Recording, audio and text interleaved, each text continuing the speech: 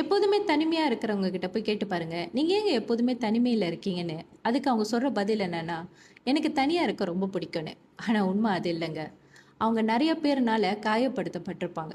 அதனாலேயே தனியா இருந்தா நம்மள யாரும் ஹர்ட் பண்ண மாட்டாங்கன்ட்டு அவங்க தனியா இருப்பாங்க. என்ன பண்றது? உண்மையா இருந்தா தான் இப்ப யாருக்குமே பிடிக்கிறது இல்லையே. அதிகமான வலி, வேதனை, துரோகம், ஏமாற்றம் இதெல்லாம் தாண்டி வந்தவங்கனால மட்டும் தான் எப்போதுமே தனிமையா இருக்க முடியும். ஏன்னா தனிமையில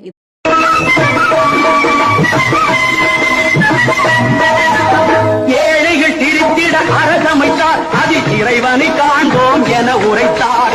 எரிந்திடும் குடிசையில் வருந்திடுவோர்க்கு எரியா வீடுகள் அமைத்தளித்தார். அங்கு எரியும் விளக்காய் அவர் இருந்தார்.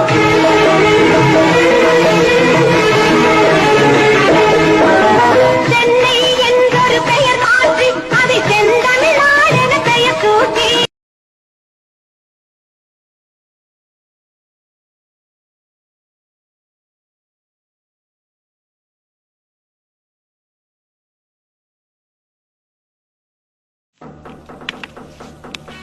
அண்ணாமலை, உன் நல்ல மனசுக்கு இனி நீ நினைச்சபடியே எல்லாம் நடக்கும்.